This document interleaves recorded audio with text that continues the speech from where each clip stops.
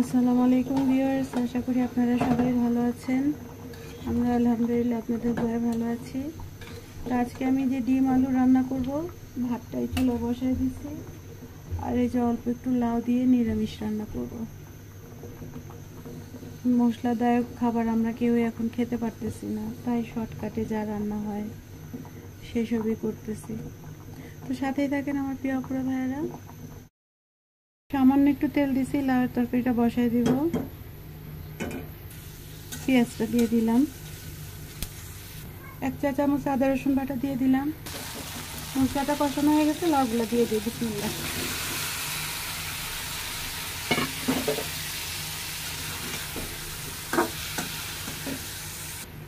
লাউয়ের তরকারি বসেছি, লবণই দিইনি।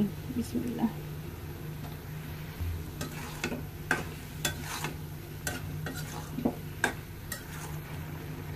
চার 5টা কাঁচামরিচ দিয়ে দিই।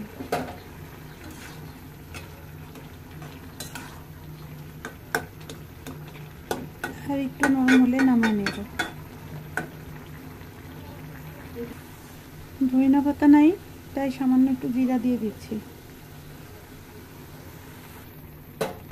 তরকারিটা হয়ে গেছে, নামাই নিলাম।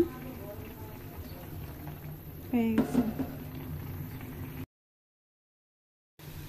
পেঁয়াজটা ভাজা হয়ে গেছে, 1 চা চামচের বেশি একটু আদা রসুন বাটা দিয়ে দিলাম। আলুটা দিয়ে দিই। বিসমিল্লাহ।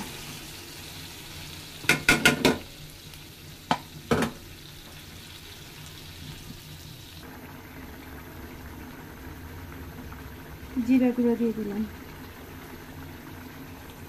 ডিম আর কাঁচামরিচটা দিয়ে দিই। বিসমিল্লাহ।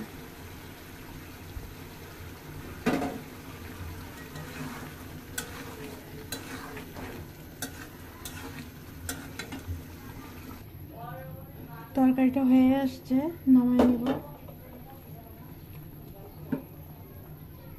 আলু তো বাকিটা ঝোলটাই না নেবে।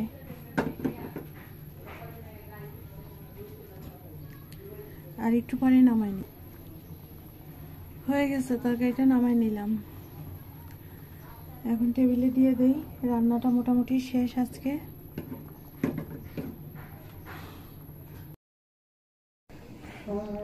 যে আমার রান্নাটা আজকে শেষ।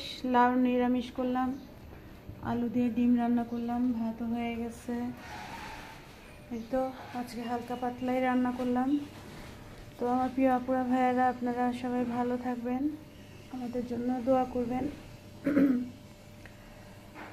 আমার আমার ভিডিওটা দেখে যদি ভালো লাগে একটু লাইক শেয়ার কমেন্ট করবেন, সাবস্ক্রাইব করবেন।